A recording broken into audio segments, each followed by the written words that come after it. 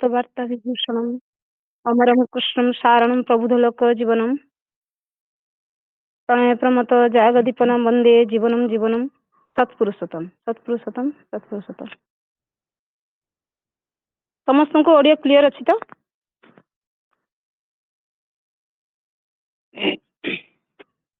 हाँ क्लियर अच्छी आज्ञा आज जो टॉपिक टी अच्छी एटा गोटे बहुत कॉम्प्लिकेटेड टॉपिक माने ये टॉपिक टाक प्रायतः समस्त जीवन में केबे ना केबे आसथिबो ये टॉपिक रो जहाँ भी अच्छी सारांश कहीं ना ए टॉपिक सहित मु तो पूरा अंगांगी भावे जड़ित मो सहित ये जिनस बारंबार होती तेणु मत जो दादा टॉपिक बाछिया को कहले से मोर मन पड़ा ये टॉपिकटा जदि मु निए ताहले हुए तो बहुत लोकंकर किछिटा मंगल हो पार कारण ये टॉपिक को आलोचना करने द्वारा बा ये टॉपिक ऊपर जीवा द्वारा मनीष निजर जो रही था कि भितर जो प्रवृत्ति टिकक लुचिकी थाए अहं बा इगो प्रवृत्ति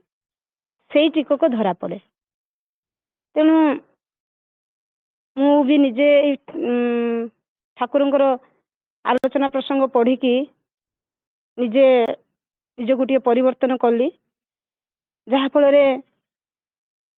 तार समाधानटा मु पाइली तेणु मु आपण मानक समस्त सहित यहाँ सेयार करने चाहिए आपण मैंने समस्ते आमे ठाकुरंकर सत्संगी आउ तेणु आम मानक ये समाज रे बहुत विरोधर सामना करने को पड़े प्रायतः कहीं जे विरोध सामना कर यहाँ केवे हो तेणु आम जो विरोधर सामना करूँ प्रायतः अनेक लोकंकर कटु व्यवहार अनेक लोकंकर माने आम प्रति खराब व्यवहार देखि थाओ से आम कौन करूँ सांगे सांगे उत्त्यक्त हो जाऊ किंबा तापर आम प्रतिशोध भावना रखू ए सब जिनस हुए तेणु यही जिनसटा को निराकरण पाई ठाकुर कौन कहते आम से विषय को जीवा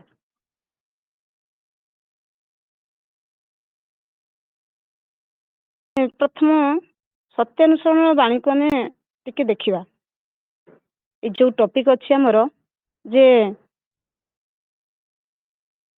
कहीं जदि आमको गाली गुलज करे ताहले बिना कारण कारण थाए कि गाली गुलज कले आम से हुए तो सही जाऊ ठीक अच्छे मोर भूल थिला से कहीदेले ठीक अच्छे किंतु केतेक क्षेत्र में आम देखू किछि लोक आम उपरे बिना कारण रे ही आमको गाली गुलज करती आम उपरे अत्याचार करती बा आमको टर्चर करती किसी भी कारण न थाई कि इंटेंशन रखिकी हैरान करती तो से सब परिस्थिति रे मनरे प्रतिशोध भावनाटा आसवा स्वाभाविक समस्त आसव जी भी थांतु ना कहीं समस्त मनरे प्रतिशोध भावनाटा आसव जे मु भी तार किसी क्षति घटाई देवी सी जदि मोर एति क्षति करिसेंती ताले मु भी तांकर किसी क्षति करी तेबे जाकि मो मन को शांति मिलेबो ताले आमे जदि प्रतिशोध नौ ताले सेटा तो ठाकुर को अनुजाई चलनी हबनी तेणु ठाकुर को अनुजाई चलनीटा केमिति हबो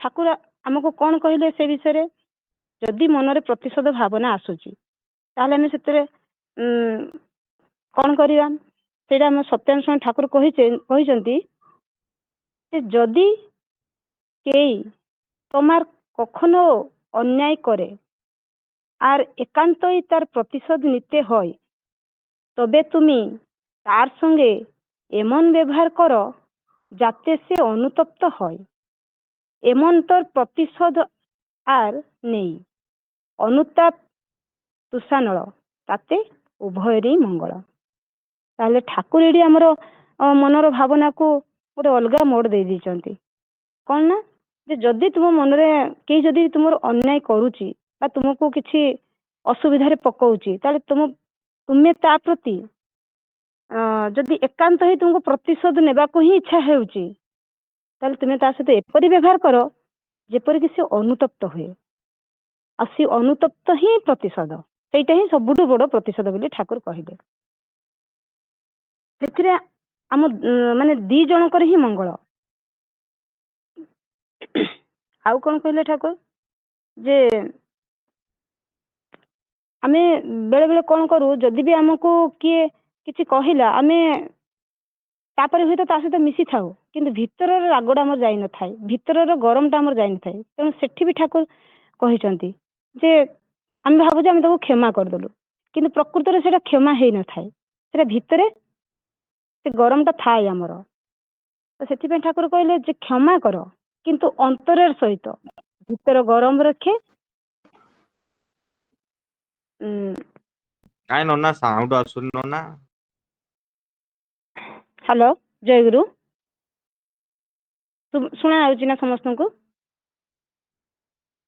जय गुरु हाँ सुना जाउची मां आपण कंटिन्यू करन का कथा सुनंतुनी आज्ञा आज्ञा आज्ञा तो भीतर गरम देखे अपारगता बसत क्षमाशील हते जेवना केते बढ़िया कथा ठाकुर कहले जे आमे क्षमा कर किंतु अंतरर सहित कर जे अंतर ही तापति आमर मनरे कोनोसी खराब भावना न रहो आ जदि भीतर गरम रखिकी आमे ताको क्षमाशील अपारगता बसत माने जदि धर जो किए बड़ ऑफिसर किए किछि कहिले किंबा घर किए बड़ लोक किछि कहिले आमे तांको किछि कहि पारुनु आमर अपारगता अछि तो सेठी आमे कोन करू आमको क्षमा करिया को बाध्य हो आमे केना चली परिबेनी आमे तेणु सेठी कौन हुए भीतर गरमटा थाए भीतर रागटा थाए तो ठाकुर किन्तु सेटा करिया को मना करछन्ते जे तुमे भीतर राग रखिकी केबे भी क्षमा करिया को जाओनी आउ कौन कहउछन्ती ठाकुर से एका कथा ही कहउछन्ती जे विचारेर भार शास्तिर भार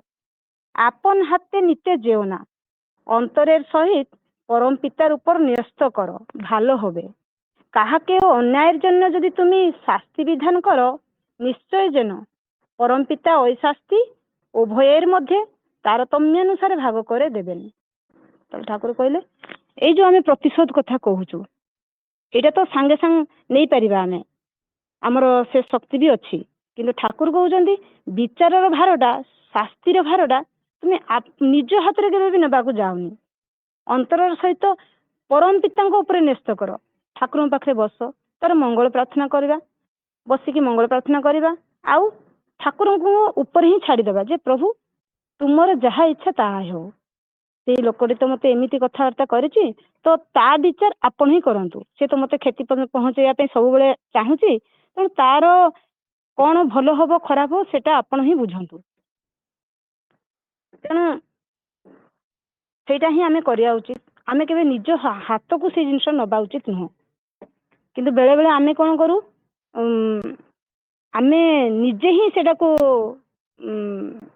निज हाथ को नहीं जाऊ किछि तो अभिमान करी बसु नहले आमे कथाबार्ता बंद कर दऊ आउ ता सहित संपर्क रखिया बंद कर दऊ जहा पर गोटे लोक को भी आमे हरई बसु तेणु आउ कौन कहले ठाकुर काहाके अन्यायर जन्य यदि तुम शास्ति विधान कर निश्चय जेन परम पिता ओई शास्ति उभयर मध्य तारतम्यानुसार भाग करे देवेन ताले ठाकुर कहउछन्ती कोन जदि तुम शास्ति विधान करिया को गल प्रतिशोध नेबा को गल ताहाले भगवान कौन करिवे परम पिता कौन करिवे सेई शास्तिटा जो शास्तिटा ताको एका मिली थांता से शास्तिटा हम दी जनक भितर भाग होई जिवो ताले भाबंतु आमे जदि प्रतिशोध नेलु ताले हमर सेटा तो निश्चित भाबरे क्षति हबो ना तेणु ठाकुर को मना करछन्ती पूरा जे प्रतिशोध भावना कहा पर न रखिया पई आ जदि रखिलु ताले से शास्ति आमको भी मिलिबो बा आमको भी से भोग भोगिया को पड़िबो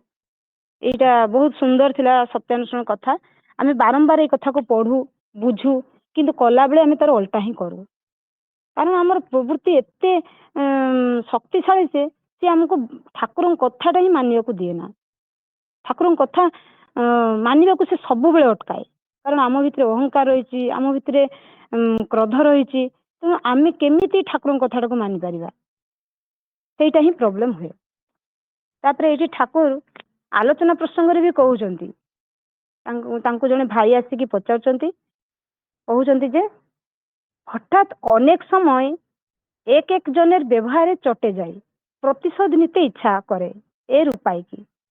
ସେ ଭାଇ ଜଣକ ପୁରା ତରତର ହେଇକି କହୁଛନ୍ତି, ପ୍ରଶ୍ନ ପଚାରୁଛନ୍ତି ଯେ ହଠାତ୍ ଜଣେ ଜଣଙ୍କର ବ୍ୟବହାରରେ ମୁଁ ପୁରା ରାଗିଯାଏ ଆଉ ପ୍ରତିଶୋଧ ନେବାକୁ ଇଚ୍ଛା ହୁଏ, ତାର ଉପାୟ କ'ଣ? ଠାକୁର ଏଠି ପୁରା ଡେସ୍କ୍ରାଇବ୍ କରିକି ବୁଝେଇଛନ୍ତି କ'ଣ ତାର ଉପାୟ। ସତ୍ୟାନୁସରଣ ତ କହିଲେ, ତାପରେ ବି ଏଠି ସେଇ কথা ঠাকুর আউথরে আলোচনা করছেন। শ্রী শ্রী ঠাকুর, আমাদের উদ্দেশ্য হলো মানুষকে জয় করা, তার হৃদয় অধিকার করা, তার ইগোকে বা অহংকে কাবু করে ফেলা, অনুতাপ জাগান। তেଣୁ ଠାକୁର କହିଲେ ଆମର ଉଦ୍ଦେଶ୍ୟ ହେଲା ମଣିଷକୁ ଜୟ କରିବା। ତ ତେଣୁ ସେଇଠି କ'ଣ ହବ, ଯଦି ଆମର ଉଦ୍ଦେଶ୍ୟ ହିଁ ରହିବ ମଣିଷକୁ ଜୟ କରିବା ଆଉ ତାର ହୃଦୟଟାକୁ ଅଧିକାର କରିବା, ତାହେଲେ ଆମେ ସେଠି ପ୍ରତିଶୋଧ ନେଇପାରିବାନି। ତାର ଇଗୋକୁ ବା ଅହଂକୁ କାବୁ କରି ପକେଇବା ଆଉ ତା ଭିତରେ ଅନୁତାପ ଯୋଗେଇବା, এইটা ହିଁ ସବୁଠୁ ବଡ଼ ପ୍ରତିଶୋଧ ବୋଲି ଠାକୁର କହୁଛନ୍ତି। তা যদি না পারলাম আমাদের জিদের কিমত কি, আর পারস্পরিক সুখই বা কোথায়? যার উপর প্রতিশোধ নেব সেও যদি ব্যথায় মধ্যে সুখবোধ না করে তাহলে কি সুখ হয়? এটি ঠাকুর কହୁଛନ୍ତି যে এই তার ইগোକୁ ଯଦି ଆମେ କାବୁ କରି ନ ପାରିଲୁ, ତାର ହୃଦୟଟାକୁ ଆମେ ଯଦି ଅଧିକାର କରି ନ ପାରିଲୁ, ତା ଭିତରେ ଯଦି ଆମେ ଅନୁତାପ ଯୋଗେଇ ନ ପାରିଲୁ, ତାହେଲେ ଆମର ଜିଦର କିମତ କ'ଣ ଆଉ ପାରସ୍ପରିକ ସୁଖ ବି ବା କୋଉଠି? ତେଣୁ ଯାହା ଉପରେ ପ୍ରତିଶୋଧ ନେବ ସେ ଯଦି କଷ୍ଟର ମଧ୍ୟ ବ୍ୟଥାର ମଧ୍ୟ ସୁଖବୋଧଟା ନ করে তাহলে কি সুখ হুয়ে? এই কথা ঠাকুর কହୁଛନ୍ତି। আমরা মানুষটাকে পেতে চাই, একটা মানুষকে হারিয়ে লাভ নেই, তবে তার মধ্যে সত্তা সম্বর্ধনায় পরিপন্থী যা আছে তার নিয়ন্ত্রণ বা নিরসন প্রয়োজন। সেই জন্য তাকে শাসন সংযত করা দরকার হতে পারে। এই শাসন হবে আবার প্রীতির শাসন, কঠোরতার মধ্যেও প্রীতি থাকবে। তার প্রীতি তোমার প্রীতি যদি তার ভিতর তোমার প্রতি প্রীতি উদ্দীপ্ত করে তুলতে পারে তাহলেই তুমি তাকে সংশোধন করার পথ পেলে। তবে কারো ভিতর অবসেশন বা অভিভূতি থাকলেও বারংবার চেষ্টায় তাকে ফেরান যায়, কিন্তু বিশ্বাসঘাতী অভ্যাস ও ইনস্টিংক্ট বা যে ভিতর সংস্কার থাকলে তাদের হৃদয় জয় করে তাদের ভিতর পরিবর্তন আনা কঠিন, অনেক ক্ষেত্রে পারাই যায় না। তো ঠাকুর এটি বহু সুন্দর ভাবে কইলে যে ଆମେ ମଣିଷଟାକୁ ପାଇବାକୁ ଚାହୁଁ, ଗୋଟିଏ ମଣିଷକୁ ହରେଇକି ଲାଭ ନାହିଁ। ତେବେ ତା ମଧ୍ୟରେ ସତ୍ତା ସମ୍ବର୍ଦ୍ଧନାର ପରିପନ୍ଥୀ ଯାହା ବି ଅଛି, ଯାହା ବି ତାର ଭୁଲ ତ୍ରୁଟି ଅଛି, ତାକୁ ଆମେ ନିୟନ୍ତ୍ରଣ ବା ନିରସନ କରିବା ପ୍ରয়োଜନ। ସେଇଟାକୁ ଆମେ ଭୁଲ ତ୍ରୁଟିଟାକୁ ମାନେ କମ୍ କରିବା ଦରକାର ବା ନିୟନ୍ତ୍ରଣ କରିବା ଦରକାର। ସେଥିପାଇଁ ତାକୁ ଶାସନରେ ସଂଯତ କରିବା ଦରକାର ହେଇପାରେ, କିଛି ସମୟ ପାଇଁ ଆମେ ତାକୁ ଶାସନ କରିପାରୁ, କିନ୍ତୁ এই ଶାସନ ହେବ ପ୍ରୀତିର ଶାସନ। ତେଣୁ କଠୋରତାର ମଧ୍ୟ ବି ପ୍ରୀତି ରହିବ। এই ଠାକୁର କହୁଛନ୍ତି ଯେ ଜଣକୁ ବି ତୁମେ ଯଦି କୌଣସି ତାର ଭୁଲ ପାଇଁ ଯଦି ତୁମେ ତାକୁ ଗାଳି ଗୁଲଜ କରିଦେଲ ବା ତା ସହିତ କିଛି ମାନେ ତାକୁ କିଛି ବ୍ୟବହାର ଖରାପ ଦେଖେଇଦେଲ, କିନ୍ତୁ ସେଇଟା ବି ଯେମିତି ପ୍ରୀତିର ଶାସନ ହବ, ଭଲ ପାଇବାର ଶାସନ ହବ। ତାର প্রতি তোমার প্রীতি যদি তার ভিতর তোমার প্রতি প্রীতি উদ্দীপ্ত করে তুলতে পারে তাহলেই তুমি তাকে সংশোধন করার পথ পেলে। মানে তার প্রতি বা তা প্রতি আমার প্রীতি যদি তার প্রতি আমার প্রীতি যদি তা ভিতরে ଆମ ପ୍ରତି ପ୍ରୀତି ଉଦ୍ଦୀପ୍ତ କରି ତୋଳି ପାରାଯାଏ ତାହେଲେ ତାକୁ ଆମେ ସଂଶୋଧନ କରିବାର ପଥ ପାଇବା।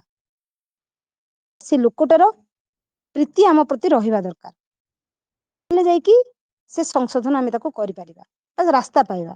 ତେବେ କାହା ଭିତରେ ବି ମାନେ ଏମିତି ଅବସେସନ ଅଛି ଯାହାକୁ ବା ଅଭିଭୂତି ଅଛି, ଆମେ ଯେତେ ଚେଷ୍ଟା କଲେ ବି ଯେତେ କ୍ଷମା କଲେ ବି ସେମାନେ କେବେ ବି ଚେଞ୍ଜ ହୁଅନ୍ତି ନାହିଁ। ତାଙ୍କର ଗୋଟେ ବିଶ୍ୱାସଘାତୀ ଅଭ୍ୟାସ ରହିଯାଇଛି। ଯେତେ ଆମେ ତାଙ୍କୁ ଚେଷ୍ଟା କଲେ ବି, ଯେତେ ଆମେ ତାଙ୍କୁ ରାସ୍ତାକୁ ଆଣିବାକୁ ଚେଷ୍ଟା କଲେ ବି ସେମାନେ ହେବେ ନାହିଁ। ତାଙ୍କର ଗୋଟେ ଭିତର ସଂସ୍କାର ଥାଏ, ତେଣୁ ତାର ହୃଦୟ ଜୟ କରିବି ସେଇ ସଂସ୍କାର ପରିବର୍ତ୍ତନଟା ଆଣିବା ତାର କଠିନ। ତେଣୁ ଅନେକ କ୍ଷେତ୍ରରେ ପାରାଇ ଯାଏନା, ଅର୍ଥ ପାରି ହିଁ ହୁଏ ନା। ତେଣୁ ଏଇ ସବୁ କ୍ଷେତ୍ରରେ ଆମେ ଚେଷ୍ଟା କରିବା ଯେ ଯଦି ଦେଖୁଛୁ ଆମେ ଜଣକୁ ଚେଷ୍ଟା କରିକି ଠାକୁରଙ୍କ କଥା ମାନିକି ଠାକୁରଙ୍କ ବାଣୀକୁ ଲଗେଇକି ଯଦି ଆମେ ତାକୁ ସଂଶୋଧନ ନ କରି ପାରିଲୁ, ସେ ଲୋକ ସେମିତି ହିଁ ରହିଲା, ତାହେଲେ ଆମେ ହୁଏତ ତା ପାଖରୁ କିଛିଟା ଆମେ ଦୂରତ୍ୱ ରଖିବା ଭଲ। ତେଣୁ ଏଇ ଥିଲା ଠାକୁରଙ୍କ କଥା। ଠାକୁରଙ୍କ କଥା ତ ବୁଝେଇବା କଠିନ।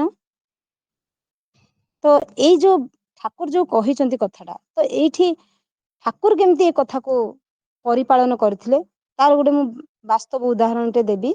ଆମର ଯେତେବେଳେ ଠାକୁର ଦେଓଘର ଆଶ୍ରମରେ ଥିଲେ ସେଇ ସମୟର କଥାଟି ମୁଁ କହୁଛି। ଠାକୁର ନିଜେ ହିଁ ଏ କଥାକୁ କରିକି ଯାଇଛନ୍ତି, ନିଜେ ହିଁ ଆମକୁ କରିକି ଦେଖେଇ ଦେଇଛନ୍ତି। ତାପରେ ବି ଆମେ ଯଦି ନ ବୁଝିପାରିବା ତାହେଲେ ଆଉ କେମିତି ହବ। ତେଣୁ ସେଦିନ କଣ ହେଇଛି, ଜଣେ ଭାଇ ସିଏ ରିକ୍ସା ଚଲାନ୍ତି। ରିକ୍ସା କୋଉଠୁ ଚଲାନ୍ତି, ଯଶୋଡି ଷ୍ଟେସନରୁ ଆମର ବୈଦ୍ୟନାଥ ଧାମ ପର୍ଯ୍ୟନ୍ତ ତାଙ୍କର ରିକ୍ସା ଚାଲେ। ଲୋକମାନେ ଯାଆନ୍ତି, ଭଲ ପଇସା ବି ରୋଜଗାର ହୁଏ। ତ କଣ ହେଇଛି, ସେ ଦେଖୁଛନ୍ତି ଯେ ଲୋକ ଗୁଡିକ ଆଉ ବୈଦ୍ୟନାଥ ଧାମ ନ ଯାଇକି ସିଧା ସିଧା ଠାକୁରଙ୍କ ଆଶ୍ରମରେ, ସେଇ ସତ୍ସଙ୍ଗ ଆଶ୍ରମରେ ହିଁ ଅଟକି ଯାଉଛନ୍ତି, ଆଉ ବୈଦ୍ୟନାଥ ଧାମ ଯାଉନାହାନ୍ତି। ତାଙ୍କ ମନରେ ଆସିଛି ଯେ ଏଇଠି କଣ ହଉଛି ଯେ ଏଇଠି ଲୋକ ସବୁ ଅଟକି ଯାଉଛନ୍ତି ଆଉ ବୈଦ୍ୟନାଥ ଧାମ ଯାଉନାହାନ୍ତି। ଆଉ ପ୍ରାୟତଃ ଦେଖିଲେ ସେ କିଛି ଦିନ ଲୋକ ଆଉ ବୈଦ୍ୟନାଥ ଧାମ ନ ଯାଇକି ସେ ଠାକୁରଙ୍କର ସେ ଯୋଉ ସତ୍ସଙ୍ଗ ଆଶ୍ରମରେ ହିଁ ଅଟକି ଯାଉଛନ୍ତି। ସେଇଠୁ ତାଙ୍କ ବିଜନେସ ବି କମି ଯାଉଛି, କାରଣ ଅଧା ରାସ୍ତାରେ ଲୋକ ଓହ୍ଲେଇ ଗଲେ କମ ପଇସା ଦଉଛନ୍ତି। ବୈଦ୍ୟନାଥ ଧାମ ଯାଉଥିଲେ ଅଧିକ ପଇସା ଦଉଥିଲେ। ତ ତାଙ୍କୁ ସେ ଆଶ୍ରମ ଉପରେ ଭାରି ରାଗ ଆସିଛି। ତାପରେ ମନେ ମନେ ଭାବିଛନ୍ତି ଦିନେ ଯିବି ଆଶ୍ରମକୁ, ଆଉ ଏଇଠି ସବୁ ଯେତିକି ସବୁ ଭଣ୍ଡାମି ଚାଲିଛି ସବୁର ମୁଁ ଖୋଳତାଡ କରିବି, ଏମିତି ଭାବିଛନ୍ତି। ଆଉ ସେଦିନ ସେ ଘରୁ ବାହାରିଛନ୍ତି ତାଙ୍କର ରିକ୍ସା ଧରି। ତାପରେ ସେଦିନ ଆଉ ସେ ତାଙ୍କର ମୁଡ ନାହିଁ ଆଉ ରିକ୍ସା ଚଲେଇବାକୁ। ପୁରା ମନରେ ବହୁତ ରାଗ, ବହୁତ କ୍ରୋଧ। ସେ ସିଧା ସିଧା ଠାକୁରଙ୍କ ଆଶ୍ରମକୁ ଯାଇଛନ୍ତି, ଠାକୁରଙ୍କ ନିକଟକୁ ପହଞ୍ଚି ଯାଇଛନ୍ତି। ଆଉ ଠାକୁରଙ୍କୁ ବହୁତ ଖରାପ ଭାଷାରେ ଗାଳି ଗୁଲଜ କରିବା ଆରମ୍ଭ କରିଦେଇଛନ୍ତି, ବହୁତ ଖରାପ ଭାଷାରେ। ମାନେ କେମିତି ଲୋକମାନଙ୍କଠୁ ଠକୁଛ, ଭଣ୍ଡ, ଏଇ ସବୁ କଥାବାର୍ତ୍ତା କରିକି ଠାକୁରଙ୍କୁ ସିଏ ଗାଳି ଗୁଲଜ କରିଛନ୍ତି।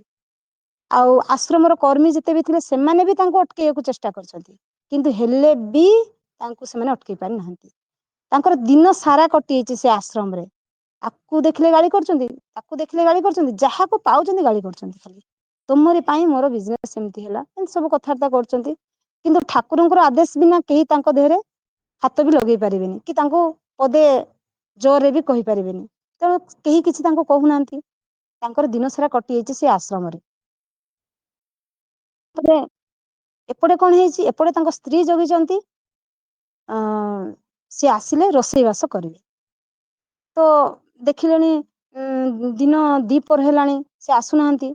ସେତିକି ବେଳେ କଣ ହେଇଛି, ଆମର ଠାକୁରଙ୍କ ଆଶ୍ରମରୁ କିଛି ଲୋକ ଯାଇ ତାଙ୍କ ଘରେ ଖାଇବା ଜିନିଷ, ଡାଲି, ଚାଉଳ, ପରିବା, ଟଙ୍କା ପଇସା ଆଉ ଲୁଗା ପଟା ସବୁ କିଛି ତାଙ୍କ ଘରେ ପହଞ୍ଚେଇ ଦେଇ ଆସିଛନ୍ତି। ଆଉ କହିଛନ୍ତି ଯେ ଏଗୁଡିକ ସବୁ ଆପଣଙ୍କ ସ୍ଵାମୀ ଦେଇ ପଠେଇଛନ୍ତି ବୋଲି କହିଛନ୍ତି। ସରି, ଏଗୁଡା ସବୁ ଠାକୁରଙ୍କର ଆଶ୍ରମରୁ ଆସିଛି ବୋଲି ସେ କହିଛନ୍ତି। ଆଉ ଆଜି ଆପଣଙ୍କ ସ୍ଵାମୀ ଯୋଉ କାମ କରିଥିଲେ ତାର ମୂଲ୍ୟ ବଦଳରେ ଏସବୁ ଜିନିଷ ଆପଣଙ୍କୁ ଠାକୁର ଦେଇଛନ୍ତି। ତ ସେ ସବୁ ଜିନିଷ ବହୁତ ଖୁସି ମନରେ ଗୋଟେ ନେଇକି ଘରକୁ ଦେଇଛନ୍ତି। ତାପରେ ଏଇ ଭାଇ ଜଣକ ପୁରା ଥକିକି ଯାଇକି ସନ୍ଧ୍ୟାବେଳେ ଘରେ ପହଞ୍ଚନ୍ତି। ତାପରେ ସେତେବେଳେ ତାଙ୍କର ମନେ ପଡିଛି ଯେ ଆରେ ଘରେ ତ କିଛି ରୋଷେଇ ହେଇନଥିବ, କି କଣ ଖାଇଥିବେ ପିଲାପିଲି, ଆଉ ମତେ ତ ଏବେ ସ୍ତ୍ରୀ ଯାଇକି ମାନେ ଗଲା ମାନେ ଘରକୁ ସ୍ତ୍ରୀ ଗାଳି କରିବ, ମୁଁ କଣ କରିବି। ତ ଏମିତି ଗୋଟେ ଦୁଶ୍ଚିନ୍ତା ନେଇକି ଯାଇଛନ୍ତି ମନରେ। ତାପରେ ଯେତେବେଳେ ଘରେ ପହଞ୍ଚନ୍ତି ତାଙ୍କ ସ୍ତ୍ରୀ ଦୌଡି ଆସିକି କହୁଛନ୍ତି, ଆରେ ତମେ କୋଉଠି ଥିଲ? ଏତେ ଗୁଡା ଜିନିଷ ପଠେଇଦେଲ ଆଉ ଆସିଲନି। ମୁଁ ଏତିକି ଗୋଟେ ଜିନିଷ ଏକା ବୋହିଲି ସବୁ ଘର ଭିତରକୁ। ଆଉ ଚାଲ ଚାଲ ରୋଷେଇ ହେଇଛି ଖାଇବ। ସିଏ ପୁରା ଅବାକ୍, କୋଉଠୁ ଆସିଲା କଣ ଜିନିଷ, ମୁଁ ତ କିଛି ପଠେଇ ନାହିଁ, ଏସବୁ ଜିନିଷ କିଏ ଦେଲେ? ଏ ସବୁ କଥାବାର୍ତ୍ତା ମାନେ ତାଙ୍କ ସ୍ତ୍ରୀ ସହିତ ହେଇଛନ୍ତି। ତାପରେ ତାଙ୍କ ସ୍ତ୍ରୀ କହିଛନ୍ତି ଯେ ଆଜି ତୁମେ ଦିନ ତମାମ ଆଶ୍ରମରେ କାମ କରିଛ, ତାର ପରିଶ୍ରମ ସଦୃଶ ଠାକୁର ଯେ ଅଛନ୍ତି ଆମର ଠାକୁର ସିଏ ଦେଇ ପଠେଇଛନ୍ତି। ତାପରେ ଭାବନ୍ତୁ ସେ ଭାଇଟିର ଅବସ୍ଥା କଣ ହେଇଥିବ, କାରଣ ସିଏ ତ କୌଣସି କାମ ହିଁ କରିନି, ସେ କେବଳ ଠାକୁରଙ୍କୁ ଗାଳି ଗୁଲଜ ହିଁ କରିଛନ୍ତି। ତାଙ୍କର ସେତେବେଳେ ମନେ ପଡିଛି ଠାକୁରଙ୍କର ସେଇ ବା ଠାକୁରଙ୍କର ମୁହଁଟି ହିଁ ମନେ ପଡିଛି।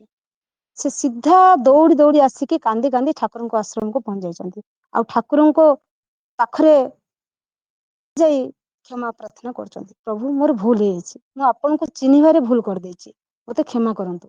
ଆପଣଙ୍କୁ ମୁଁ କେତେ ଗାଳି ନ କରିଛି ଆଜି, ହେଲେ ବି ଆପଣ ଦୟାମୟ, ଆପଣ ମତେ ଦୟା କରିଛନ୍ତି, ମୋ ପରିବାର କଥା ବୁଝିଛନ୍ତି, ମୁଁ ଆପଣଙ୍କୁ ହିଁ ବୁଝିପାରିଲିନି। ଏମିତି କହିକି ବହୁତ କନ୍ଦା କଟା କରିଛନ୍ତି। ତାପରେ ତାକୁ ଠାକୁର ବୁଝାସୁଝା କରିକି ପଠେଇଛନ୍ତି ଘରକୁ।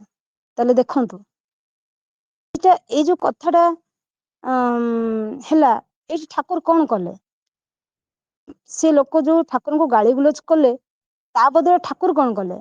ତା ବଦଳରେ ଠାକୁର କଣ କଲେ ନା, ସିଏ ଜାଣିଥିଲେ ଯେ ତାର ଅଭାବ କୋଉଠି, ସେ କାହିଁକି ଆଜି ଟେନସନରେ ଅଛି ବା କାହିଁକି ଆଜି ମନ ଦୁଃଖରେ ଅଛି, ସେ କଥା ଠାକୁର ଜାଣିଥିଲେ।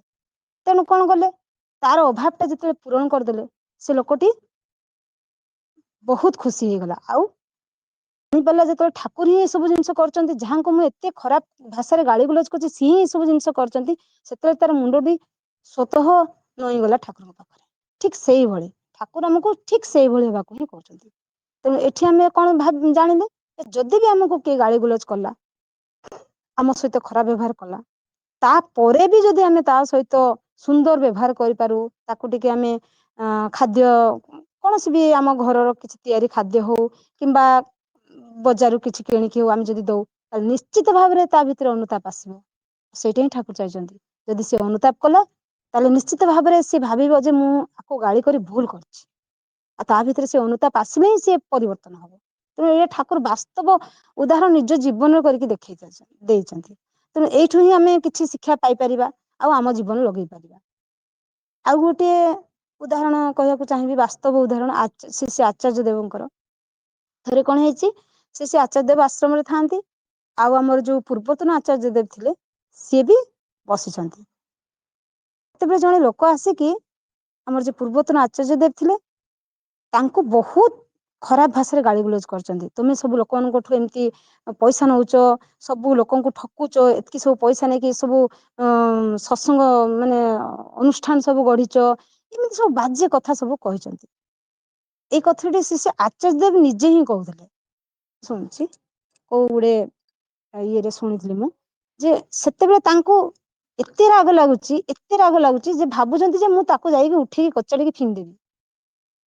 ଏମିତି ଭାବୁଛନ୍ତି, ମୋ ବାପାଙ୍କୁ ସେ ଏତେ ଖରାପ ଭାଷାରେ ଗାଳି ଗୁଲଜ କରୁଛି, ଏମିତି ଭାବୁଛନ୍ତି ମନରେ। କିନ୍ତୁ ଯଦି ସେ କିଛି ବି ଆକ୍ସନ କଲେ, ବାପାଙ୍କ ମନ ଦୁଃଖ ହବ।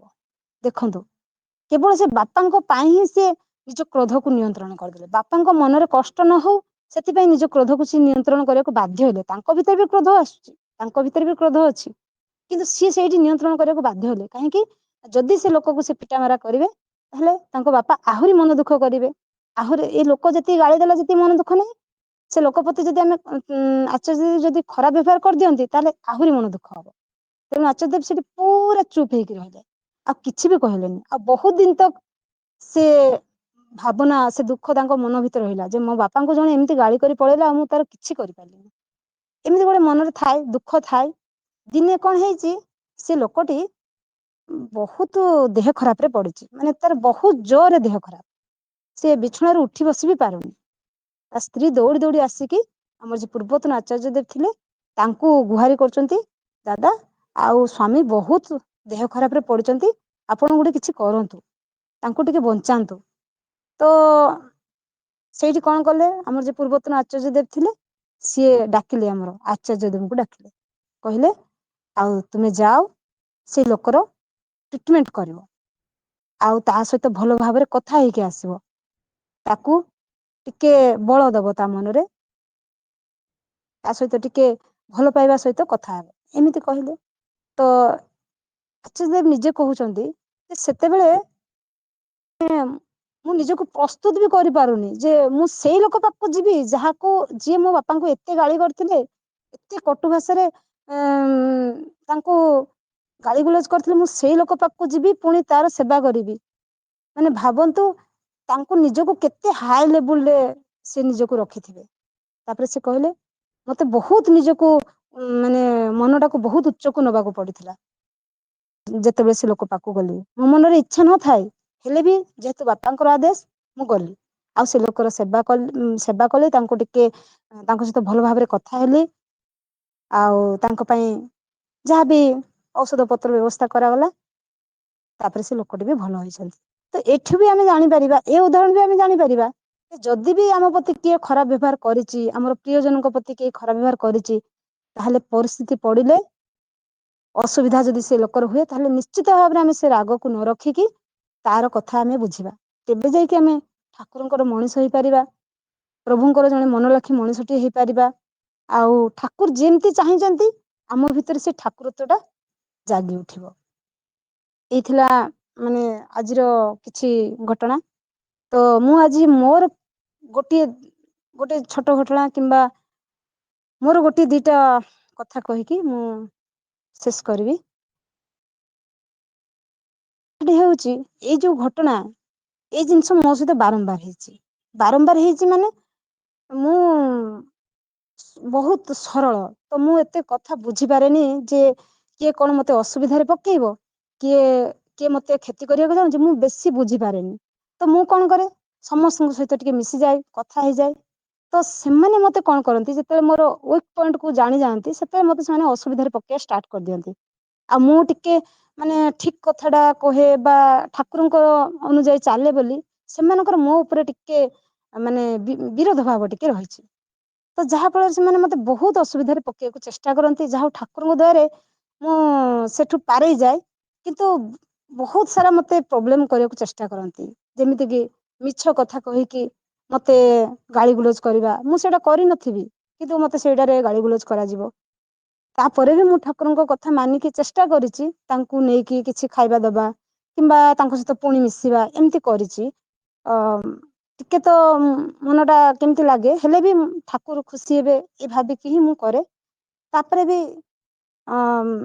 ଏମିତି ବି ହେଇଛି, ମୋର ଜଣେ ଉପର ଯିଏ ଅଛନ୍ତି, ହେଡ ଅଛନ୍ତି, ସିଏ କଣ କରିଛନ୍ତି, ଦିନେ ଚାବିଟିକୁ ଲୁଚେଇ ଦେଇଛନ୍ତି ଆଉ ମତେ ଖୋଜିବାକୁ କହିଛନ୍ତି। ବହୁତ ଆତୁର ହେଇକି ଖୋଜୁଛି, କାରଣ ମୁଁ ଚାବି ସେଇଠି ରଖିଥିଲି। କିନ୍ତୁ ସିଏ କହୁଛନ୍ତି ନା ଚାବି ଏଠି ନାହିଁ। ମାନେ ମୋ ଉପରେ ତାଙ୍କର ଗୋଟେ ଭାବନା ଖରାପ ହେଇଯାଇଛି। ସେ ମତେ ହଇରାଣ କରିବା ପାଇଁ ମତେ ଏମିତି କରୁଛନ୍ତି। ତ ମୁଁ ଖୋଜି ଚାଲିଛି ଲାଷ୍ଟ ଯେତେବେଳେ ପାଇଲିନି, ଠାକୁର ପାଖରେ ବସିକି କାନ୍ଦିବାକୁ ଲାଗିଲି। ପ୍ରଭୁ ମୁଁ ଚାବି କୋଉଠି ରଖିଲି, ମତେ ତ ସିଏ ଏବେ କହୁଛନ୍ତି ଖୋଜିବାକୁ ହବ, କାହିଁକି ନା ଯୋଉ ଚାବି ମୋ ପାଖରେ ଅଛି, ସେ ଘରେ ପିଲାମାନଙ୍କର ଖାଇବା ଥାଳି ସବୁ ରହିଛି। ତ ମୁଁ କଣ କରିବି ଏବେ, ମତେ ଉପାୟ ଦିଅନ୍ତୁ। ତାପରେ ଠାକୁର ହୁଏତ ଏଇଟା କାହାକୁ ଲାଗିପାରେ, କଣ ଲାଗିପାରେ ମୁଁ ଜାଣିନି, କିନ୍ତୁ ମତେ ଗୋଟେ ମନରେ ଆସିଲା ତାଙ୍କ ପାଖରେ ହିଁ ଚାବି ଅଛି। ମୁଁ ପୁରା ପରଫେକ୍ଟଲି ବ୍ରେନରେ ଆଇଲା ଯେ ତାଙ୍କ ପାଖେ ହିଁ ଚାବି ଅଛି। ମୁଁ ଯାଇକି ତାଙ୍କୁ ଡାଇରେକ୍ଟ କହିଲି, ମୁଁ କହିଲି ଦିଦି ଚାବିଟା ହୁଏତ ଆପଣଙ୍କ ପାଖରେ ଥିବ, ଆପଣ ଦେଖନ୍ତୁ। ଏମିତି କହିଲି, ମାନେ ସିଏ ଲୁଚେଇ ଦେଇଥିଲେ। ତାପରେ କିଛି ସମୟ ପରେ ସେ ବାହାର କଲେ। ତ ସେଇଟା ମୁଁ ଆଉ ତାଙ୍କୁ ବେଶୀ ଯୁକ୍ତିତର୍କ କଲି, ମୁଁ ଜାଣିଲି ସେ ମତେ ହଇରାଣ କରିବାକୁ ଚାହୁଁଛନ୍ତି। ତାପରେ ବି ମୁଁ ତାଙ୍କ ସହିତ ଟିକେ ଭଲ ବ୍ୟବହାର କରିବା ପାଇଁ ଚେଷ୍ଟା କରେ। କଷ୍ଟ ତ ଲାଗେ, କିନ୍ତୁ ଭଲ ବ୍ୟବହାର କରିବା ପାଇଁ ଚେଷ୍ଟା କରେ। ଆଜିକାର ଘଟଣା ବି ମୁଁ କହିବାକୁ ଚାହୁଁଛି। ଆଜି ବି ମତେ ସେମିତି, ହୁଏତ ଠାକୁର ଏଇଟା ମତେ ବାସ୍ତବ ଅନୁଭୂତି ଦବା ପାଇଁ ବା ବାସ୍ତବ କଥାଟି କହିବା ପାଇଁ ହୁଏତ ଏଇଟା ଘଟି ଥାଇପାରେ, ମୁଁ ଜାଣିନି। କିନ୍ତୁ ଆଜି ବି ମତେ କିଛି ସେମିତି ଜିନିଷର ସାମ୍ନା କରିବାକୁ ପଡିଛି, ଯୋଉଠି କିି ମୋର କିଛି ବି ଭୁଲ ନଥିଲା। ଆଉ ମତେ ଗାଳି ଶୁଣିବାକୁ ବି ପଡିଛି। ଆଉ କିଛି କଟୁ ଭାଷା ଶୁଣିବାକୁ ପଡୁଛି। ହୁଏତ ଠାକୁର ଚାହୁଁଥିଲେ ମୁଁ ସେଟାକୁ କଣ୍ଟ୍ରୋଲ କରିକି ମାନେ ରହିପାରୁଛି କି ନାଇଁ, ହୁଏତ ସେଇଟା ଠାକୁର ଦେଖିବାକୁ ଚାହୁଁଥିଲେ କି କଣ ମୁଁ ଜାଣିନି। କିନ୍ତୁ ସେଇଟା ବି ତାଙ୍କ ଦୟା ମୁଁ ଭାବିଲି। ମନ ତ କଷ୍ଟ ଲାଗିଲା, ମନ ତ ଦୁଃଖ ଲାଗେ, ଯଦି କାହା ପାଖରୁ ଆମେ ବିନା କାରଣରେ ବିନା ଦୋଷରେ ମାନେ ଗାଳି ଶୁଣୁ, ସେଇଟା ବହୁତ କଷ୍ଟ ଲାଗେ ମନକୁ। କିନ୍ତୁ ସେଇ ସମୟରେ ଆମେ ଠାକୁରଙ୍କ କଥାକୁ ମନେ ପକେଇ ନିଜକୁ ନିୟନ୍ତ୍ରିତ କରିବା। ଆଉ ଧୈର୍ଯ୍ୟ ହରେଇବା ନାହିଁ, କାରଣ ଯିଏ ବି ଗାଳି ଦଉଛି ସେଥିରେ ବି ଗୋଟେ ସୀମା ଅଛି। ସେ ଦିନେ ନା ଦିନେ ଗାଳି ଦେଇକି ଗାଳି ଗୁଲଜ କରି କରି ନିଶ୍ଚିତ ଭାବରେ ଥକିବ। ଆମେ ଠାକୁରଙ୍କ କଥା ମାନିବାରେ କେବେ ଥକି ପଡିବାନି, ଯେ ମୁଁ ତ ବହୁତ ମାନିଲି ଠାକୁରଙ୍କ କଥା ଆଉ ମାନି ହବନି। এইଭଳିଆ ନ ଭାବିକି ଆମେ ନିଶ୍ଚିତ ଭାବରେ ଶେଷ ପର୍ଯ୍ୟନ୍ତ ସବୁବେଳେ ଚେଷ୍ଟା କରିବା ଠାକୁରଙ୍କ କଥାକୁ ମାନିବା ପାଇଁ। ଆଉ ଠାକୁରଙ୍କ ଏଇ ଯୋଉ ଫିଲୋସଫି ରହିଛି ଯେ ପ୍ରତିଶୋଧ ନ ନେବା ହିଁ ଭଲ, ଏଇ ଜିନିଷକୁ ଆମେ ଟିକେ ଜୀବନରେ ପରିପାଳନ କଲେ ବହୁତ ଅସୁବିଧା ହାତରୁ ମାନେ ରିହାଇ ପାଇବା, ବହୁତ ଅସୁବିଧା ହାତରୁ। ବିଶେଷ କିଛି କହିବାକୁ ଚାହୁଁନି, ଯଦି ଦାଦା କହିବେ ଏଇଠି ରଖିବା ଦାଦା। ଜୟ ଗୁରୁ ଜୟ। ଅନୁପମା ମା ଖୁବ ସୁନ୍ଦର ଟପିକ ଟା ନେଇଥିଲେ। ଆଉ ଏଇ ଟପିକ ଉପରେ ଯାହା ବି ଆପଣ କହିଛନ୍ତି ସବୁ ଗୁଡିକ ଠାକୁରଙ୍କର ଉଦାହରଣ ନେଇକରି, ପୁଣି ପୂଜ୍ୟପାଦ ଦାଦାଙ୍କର ଉଦାହରଣ ଦେଇକରି ବହୁତ ଜିନିଷ କହିଛନ୍ତି। କିନ୍ତୁ ମୁଁ କିଛି ଏଠି ଯୋଡିବାକୁ ଚାହେଁ, ସମସ୍ତେ ଟିକେ ଅପେକ୍ଷା କରିବେ, 5-10 ମିନିଟ ଭିତରେ ସାରିବି। ମୋର ଅଭିଜ୍ଞତାରୁ ମୁଁ ବହୁତ ଜିନିଷ ନିଜେ ଚେଷ୍ଟା କରିକି ଜୀବନରେ କରିଛି। ଆଉ ଯୋଉ ଗୁଡିକ କରିଛି ବେଶୀ ବଖାଣିବାର ନାହିଁ, ଜଷ୍ଟ ଖାଲି ତାର ଟିପ୍ସ ଟା ଦେବାର ଅଛି। ଠାକୁରଙ୍କର ଆଉ କିଛିଟା ଜିନିଷ ଲୁଚିଗଲା ଯୋଉଗୁଡା କି ସାମ୍ନାକୁ ଆସିଲେ ସମସ୍ତେ ଟିକେ ବଳ ପାଇବେ। ଗୋଟେ କଥା ସମସ୍ତେ ମନେ ରଖିଥାନ୍ତୁ ଯେ ଯାହାର ସାଧନା ଯେତେ ବଡ ସେ ସେତେ ସୁନ୍ଦର ଭାବରେ ହ୍ୟାଣ୍ଡେଲ କରିପାରେ। ଯାହାର ସାଧନା ଯେତେ ବଡ ସେ ସୁନ୍ଦର ଭାବରେ ସେ ଜିନିଷ ଗୁଡାକୁ ହ୍ୟାଣ୍ଡେଲ କରିପାରେ। କିନ୍ତୁ ମନେ ରଖିଥାନ୍ତୁ ଆମ ମାନଙ୍କର ସାଧନା ନାହିଁ, ତ ଆମେ ମାନେ କେମିତି ହ୍ୟାଣ୍ଡେଲ କରିବା, ପ୍ରଶ୍ନଟା ସେଇଠି। ଯଦି ମୁଁ ବହୁତ ନାମ ଧ୍ୟାନ କରୁଥାଏ, ବହୁତ ଜପ କରୁଥାଏ, ଠାକୁରଙ୍କୁ ନେଇକରି ମାନିକି ଚାଲୁଥାଏ, ତାହେଲେ ମୋ ଭିତରେ ଶକ୍ତି ଆସିଯିବ। ଯେମିତି ଅନୁପମା ମାଙ୍କର ବହୁତ ପୂର୍ବରୁ ଯାହା ହଉଥିଲା ଏବେ ବହୁତ ଦୂର ପର୍ଯ୍ୟନ୍ତ ସେ ଘଟଣାରୁ ପାରି ପାଇ ଯାଉଛନ୍ତି। ମୁଁ ବି ବହୁତ ପୂର୍ବରୁ ଯାହା କରୁଥିଲି ଏବେ ବହୁତ ସୁନ୍ଦର ଭାବରେ ପାରି ପାଇ ଯାଉଛି। ମୋ ପୂର୍ବ ମାନେ ପରିସ୍ଥିତି ଦେଖିଲେ ମୁଁ ଜାଣେ ଯେ ମୁଁ କୋଉ ଟାଇପ ର ଥିଲି। ମତେ ନିଜକୁ ହସ ଲାଗେ ଯେ ହ୍ୟାଣ୍ଡେଲ କେମିତି କରିପାରୁନଥିଲି, ଏବେ କେମିତି ହ୍ୟାଣ୍ଡେଲ କରିଦଉଛି, ଯଦିଓ ପୂର୍ଣ୍ଣ ମାତ୍ରାରେ ନୁହେଁ। ତ କଥାଟି ହେଲା ଯେ ସାଧନାଟାକୁ ବଢେଇବାଟା ଏତେ ତ ଗୋଟେ ଦିନ ରାତିର କଥା ନୁହେଁ, ଏଟା ଲମ୍ବା ସମୟର କଥା। କିନ୍ତୁ ଏଇଟା ସମସ୍ତଙ୍କ ପକ୍ଷରେ ସମ୍ଭବ ନୁହେଁ, କାରଣ ବହୁତ ପରିସ୍ଥିତି ସହିତ ସାଧନା କୁ ବଢେଇବା ସମ୍ଭବ ହୁଏ ହେଲା। ସଙ୍ଗ ବହୁତ ବଡ ଦରକାର, ବହୁତ ବଢିଆ ସଙ୍ଗ ନହେଲେ ଏଗୁଟା ହବନି।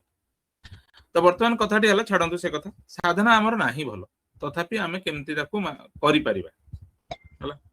ଫାର୍ଷ୍ଟ ପଏଣ୍ଟରେ ଆପଣ ମନେ ରଖନ୍ତୁ ଲାଇଫରେ ଯୋଉଟା ମତେ ବହୁତ ଇନ୍ସପାଇରେସନ ଦେଇଥିଲା, ଆଉ ଠାକୁରଙ୍କର ଏଇ ଗୋଟେ କଥାଟା ମତେ ବହୁତ ଭଲ ଲାଗେ ଯେ କୌଣସି ନା କୌଣସି କାରଣ ଗୋଟେ ଲୋକଟା ଯେତେବେଳେ ଆମକୁ ରାଗୁଛି, କିଛି କହୁଛି ଖରାପ କରିକିରି କିମ୍ବା ମାନେ ଆମକୁ ହଇରାଣ କରୁଛି, ମନେ ରଖନ୍ତୁ କୋଉଠି ନା କୋଉଠି ତାକୁ ଭଲ ଲାଗୁନି। ଯେମିତି ଠାକୁରଙ୍କୁ ସେ ରିକ୍ସା ବାଲାଟା ଆସିକି ଗାଳି ଦଉଛି, ତାକୁ ବୁଝିବାର ଅଛି ସେ କାହିଁକି ଗାଳି ଦେଲା, ତା କାରଣ ଖୋଜିବାର ଅଛି। ବୁଝନ୍ତୁ, ଫାର୍ଷ୍ଟ ପଏଣ୍ଟ ମନେ ରଖନ୍ତୁ ସମସ୍ତେ। ଠାକୁର କାରଣଟା ଖୋଜିଲେ, ନାଇଁ ଏ ଲୋକ ଆର ଯେହେତୁ ଇନକମ ଟା ମାନ୍ଦା ହଉଛି ସେଥିପାଇଁ ସେ ରାଗୁଛି ମୋ ଉପରେ। ମୋର କ୍ୟାରେକ୍ଟରକୁ ସେ ମାନେ ଇଏ ରାଗୁନି। ମତେ କିଛି କୌଣସି ତାର ଗୋଟେ ଇଏ ନାହିଁ ଯେ ପର୍ସନାଲି ପ୍ରୋବ୍ଲେମ ହଉଛି, ଯେ ବ୍ୟକ୍ତିଗତ କାରଣ ତାର କୋଉଠି ଗୋଟେ ଇକୋନୋମିକ ହାମ୍ପର ହଉଛି, ସେଥିପାଇଁ ସେ ରାଗୁଛି। ଠିକ ଅଛି, ପ୍ରଥମ କଥା କାରଣଟା ଖୋଜିବାର ଅଛି। ଯୋଉ ଲୋକ ଆପଣଙ୍କୁ ହଇରାଣ କରୁଛି, ଯୋଉ ଲୋକ ରାଗୁଛି, ଯୋଉ ଲୋକ ଆପଣଙ୍କୁ ପ୍ରତିଶୋଧ ନଉଛି, ଯୋଉ ଲୋକ ଆପଣଙ୍କୁ କ୍ଷତି ପହଞ୍ଚଉଛି, ତାର ଧ୍ୟାନରେ ବସିଯିବେ ଚୁପଚାପ କିନା ଠାକୁରଙ୍କ ପାଖରେ। ଯାହାର ଧ୍ୟାନ ହଉନି ତ ସେ ପ୍ରଶ୍ନ ଉଠୁନି ଏସବୁ କରିପାରିବ, କସ୍ମିନ କାଳେ କରିପାରିବନି, ଛାଡି ଦିଅନ୍ତୁ ଆଜ୍ଞା। କିନ୍ତୁ ଯାହାର ଧ୍ୟାନ ହଉଛି ସେ ଚୁପଚାପ ବସିଯିବ, ତା କାରଣ ଖୋଜିବ, ଫାର୍ଷ୍ଟ କଜ ଆନାଲିସିସ୍ କରିବେ। କିନ୍ତୁ ରାଗକୁ ଯେତେବେଳେ ଆପଣଙ୍କର କମୁ ନାହିଁ, ସେତେବେଳେ କଜ ଆନାଲିସିସ୍ ବି କରିପାରିବେନି, କାରଣ ସବୁବେଳେ ରାଗ ଆସୁଥିବ, ପ୍ରତିଶୋଧ ଭାବନା ଆପଣଙ୍କ ଭିତରେ ଆସୁଥିବ। କିନ୍ତୁ ତାକୁ କାଟିବା ପାଇଁ ହେଲେ ଆଉ ଗୋଟେ ମନ୍ତ୍ର ଅଛି, ସେ ମନ୍ତ୍ର ହେଲା ସବୁବେଳେ ନିଜର ହିଁ ଭୁଲ ଦେଖନ୍ତୁ। ଯୋଉ ମଣିଷ ନିଜର ଭୁଲ ଦେଖିବା ଅଭ୍ୟାସ କରିନାହିଁ, ସେ ତାର ପ୍ରତିଶୋଧ ଭାବନା ଥମିବନି। ଏଇଟା ମୁଁ ନିଜେ ଟ୍ରିକ ଦେଖେଇକି ପାଇଛି। ଆଉ ଗୋଟେ ଟ୍ରିକ ଅଛି, ମୁଁ କହୁଛି। ଫାର୍ଷ୍ଟ ଟ୍ରିକ ହେଲା ଅଭ୍ୟାସରେ ପରିଣତ କରିଦେବାର ଅଛି ଯେ ସବୁବେଳେ ମୋର ନିଜର ଭୁଲ ଦେଖିବାର ଅଛି। କଣ ପାଇଁ? ଯୋଉଠି ଭୁଲ ବାହାରେ ହେଲା, ସେ ବାହାରର ଭୁଲଟା ଆକ୍ଚୁଆଲି ତାଙ୍କ ଯୋଗୁ ହେଇଛି ବୋଲି ମୁଁ ମାନିବି ନାହିଁ, ମୋ ଯୋଗୁ ହେଇଛି ବୋଲି ମାନିବି। ଯଦି ଆପଣ ସେଇଟାକୁ ଗ୍ରହଣ କରନ୍ତି, ଜବରଦସ୍ତି ବି ଗ୍ରହଣ କରନ୍ତି, ନ ବି ହେଇଥାଉ ଗ୍ରହଣ କରନ୍ତି, ତାହେଲେ ଆପଣଙ୍କୁ କୋଉଠି ନା କୋଉଠି ଗୋଟେ ମିଳିଯିବ ଯେ କୋଉଠି ଗୋଟେ କଟାକ୍ଷ କରି ତାଙ୍କୁ କ୍ରିଟିସାଇଜ କରିକି କହିଦେଇଛନ୍ତି, କିମ୍ବା କୋଉଠି ଗୋଟେ ଆପଣ ଅଜାଣତ ବଶତଃ ତାଙ୍କୁ ସମ୍ମାନ ଦବା କଥା ଦେଇ ପାରିନାହାନ୍ତି, କିମ୍ବା ତାଙ୍କ ସାମ୍ନାରେ ଆଉ ଗୋଟେ ଲୋକକୁ ଟେକି ଦେଇଛନ୍ତି। କିଛି ନା କିଛି ଗୋଟେ ପଏଣ୍ଟ ବାହାରିବ, ଆପଣ ଲକ୍ଷ୍ୟ କରିବେ, ନିହାତି ବାହାରିବ। आ जदि आपण रूट कॉज टाको न धरिचंती ना केभे प्रॉब्लम सॉल्व करि परिबेनी बुझि रखता सेथि पई एटा तो फास्ट जिंस एटा मो जीवन रे गुडाय घटिची मो जीवन रे मो पिला माने मो मिसेस मो बापा मां मोर समस्त निजर अति बंधु जो माने अछंती ସେମାନେ ମତେ ମୋ ପୁନର୍ଜୀବନଟା ପାଇଛନ୍ତି ଡ୍ୟୁ ଟୁ ଦିସ୍ ଓନ୍ଲି ଏ ଗୋଟିଏ ବଡ ଚେଞ୍ଜେସ୍ ଯୋଗୁଁ ଦ୍ୱିତୀୟ ଜିନିଷ ହେଲା ଏଇ ଚେଞ୍ଜେସ୍ ଆଣିଲେ ବି ସମ୍ପୂର୍ଣ୍ଣ ହବନି ଆଉ ଗୋଟେ ଯୋଡିବାକୁ ପଡିବ ଏଇ ଯୋଡିବାଟା ମୁଁ ଅନୁପମା ମାଙ୍କର ଏକ୍ସାମ୍ପଲରୁ ମୁଁ ଯୋଡି ଦଉଛି ଶ୍ରୀ ଠାକୁର କିମ୍ବା ପୂଜ୍ୟପାତ ବଡଦା ଏ ପୂଜ୍ୟପାତ ଦାଦା ଆଙ୍କର ଭଲ ପାଇବାଟା ଏତେ ମାନେ ତାକୁ ମାପି ହବନି ଆମ ଭଲ ପାଇବାଟା ସେ ଅଙ୍ଗ ନୁହେଁ ଆମ ସ୍ୱାର୍ଥୀ ଆଖିଟା ସ୍ୱାର୍ଥୀ ଆମର ଚିନ୍ତାଧାରାଟା ହିଁ ସ୍ୱାର୍ଥୀ ସେଥିପାଇଁ ଭଲ ପାଇବା ସ୍ତର ଆମେ ଧରିନୁ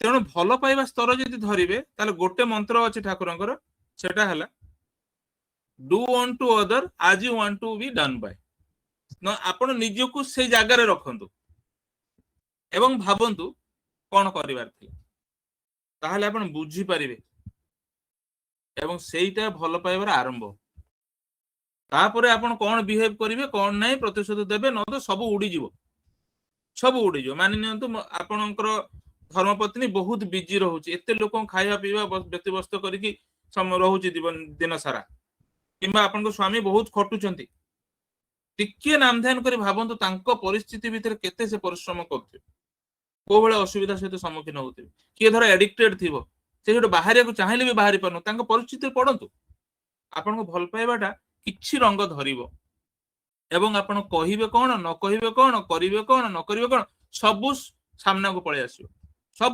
ପଳେଇ ଆସିବ ତାହେଲେ ମୁଁ କଣ କହିଲି ଆପଣ ମନେ ରଖନ୍ତୁ କରିବା ଯେଉଁମାନେ କରିନାହାନ୍ତି ତାଙ୍କ ଦ୍ୱାରା ହବନି ଆକୁ ଯଦି କରିବେ ଟିକେ ସମୟ ଲାଗିବ ବର୍ଷେ 1.5 ବର୍ଷ ଲାଗିବ ଜିତିଯିବେ କିନ୍ତୁ ଆଉ ଜିତିଲେ କଣ ଲାଭ ଜାଣିଛନ୍ତି ବହୁତ କର୍ମଫଳ ଗୁଡିକ ଘଟିଥାନ୍ତା ସେଗୁଡା ବନ୍ଦ ହେଇଯିବ ବହୁତ ଅମେଳ ହେଇଥାନ୍ତା ସେଗୁଡା ବନ୍ଦ ହେଇଯିବ ବହୁତ ଅଶାନ୍ତି ସୃଷ୍ଟି ହେଇଥାନ୍ତା ସେଗୁଡା ବନ୍ଦ ହେଇଯିବ ଏବଂ ଆପଣ ଜୀବନରେ ଶାନ୍ତି ପାଇବେ ଯାହା କହିଲି ହୁଏତ ବେଶୀ ସମୟ ହେଇଗଲା କି କଣ କେଜାଣି ମୋର ପ୍ରୟାସ ଥିଲା ଯେ ଆପଣଙ୍କୁ କିଛି ଗୋଟେ ଜୀବନର ଚ୍ୟାଲେଞ୍ଜେସ୍ ଗୁଡାକୁ ପାରି କରିବା ପାଇଁ ଠାକୁରଙ୍କ ଯାହା ଯାହା ଫିଲୋସଫି ଅଛି ତାକୁ ଆପଣଙ୍କ ସାମ୍ନାକୁ ଆଣିବି ଅନୁପମା ମାଙ୍କର ଚେଷ୍ଟା ବହୁତ ଦିନ ଚେଷ୍ଟା କରୁଥିଲେ ନେଟୱାର୍କ ପ୍ରୋବ୍ଲେମ ଯୋଗୁଁ ହେଇପାରୁନଥିଲା ଠାକୁରଙ୍କ କି ସଂଯୋଗ କେଜାଣି ମୁଁ ଟ୍ରାଏ କରିବାକୁ ସେ ବି ଚେଷ୍ଟା କରିବାକୁ ଏଇଟା ଘଟୁଛି ସେ ପ୍ରାୟ କ୍ଲାସ ନେବେ ମତେ ଏଇଟା ବହୁତ ଭଲ ଲାଗୁଛି ଏବଂ ଆପଣ ମାନଙ୍କୁ ନିହାତି ଭଲ ଲାଗୁଥିବ ଏଇଟା ମୋର ବି ଭାବନା କାରଣ ଆପଣ ବହି ପଢିଲେ ବି ସତ୍ସଙ୍ଗ ଗଲେ ବି ଭୁଲି ଯାଉଥିବେ ମୁଁ ବି ଭୁଲି ଯାଉଛି ତେଣୁ ଏଗୁଡା ସବୁ ବାରମ୍ବାର ହେଲେ କଣ ହବ ଆମେ ଯୋଉ ଫେସ୍ କରୁଛେ ଲାଇଫରେ ଆମ ମନରେ ଥିବ ତ ଆମକୁ ସାଙ୍ଗେ ସାଙ୍ଗେ ଭୁଲଟା ଧରେଇଦବ କିମ୍ବା ଆମେ କଣ କରିବା ସେଟାକୁ ଜଣେଇଦବ ଆ ଫଳରେ ଆମେ ଆଟଲିଷ୍ଟ ପାରି ପାଇଯିବା ନହେଲେ କଣ ନା ଆପଣଙ୍କ ଜାଗାକୁ ଯାଇକି କୋଉ ଗୁରୁ ଭାଇ କି ଗୁରୁମା ଯାଇକି ସେ ପ୍ରୋବ୍ଲେମ ସଲ୍ଭ କରିବନି ଆପଣଙ୍କୁ ହିଁ ସଲ୍ଭ କରିବାକୁ ପଡିବ ସେଥିପାଇଁ ଆମକୁ ବଳ ଟିକେ ଦରକାର ଆମେ ଗ୍ରୁପରେ ଯୋଡି ହେଇଛି ନାମଧାନ କରୁଛେ ଆମେ ଟିକେ ବଳ ପାଇବା ପାଇଁ ଏସବୁ କରୁଛେ ଆପଣ ମାନେ ଖୁସି ହଉଥିବା ଭଳିଆ ଲାଗୁଛି ଯଦି ବି ଆପଣ କିଛି ଥାଏ କମେଣ୍ଟସ ତାହେଲେ ଜଣେଇବେ କିଛି ପରିବର୍ତ୍ତନ କରିବାକୁ ଚାହିଁଲେ କରିବା ପରିଶେଷରେ ଅନୁପମା ମାଙ୍କର ତ ପ୍ରଥମେ ତାଙ୍କର ପରିବାର ପାଇଁ ତାଙ୍କ ବ୍ୟକ୍ତିଗତ ଜୀବନ ପାଇଁ ଠାକୁରଙ୍କ ପାଖରେ ମଙ୍ଗଳ ପ୍ରାର୍ଥନା କରୁଛି ଆପଣ ମାନେ ବହୁତ ସାଥ ଦେଇଛନ୍ତି ଭଲ ଲାଗୁଛି ଆପଣ ମାନେ ଯଦି ଅଧିକା ମାତ୍ରାରେ ଯୋଗ ନ ଦିଅନ୍ତି ତାହେଲେ ଆମକୁ ବି ବହୁତ ଉତ୍ସାହ କମ ମିଳନ୍ତା ସେଥିପାଇଁ ଆପଣ ମାନଙ୍କର ବି ମଙ୍ଗଳ ପ୍ରାର୍ଥନା କରୁଛି ଠାକୁରଙ୍କ ଶ୍ରୀଚରଣ ପରିଶେଷରେ ସମସ୍ତଙ୍କ ମଙ୍ଗଳ ପ୍ରାର୍ଥନା କରି ରହୁଛି ଜୟ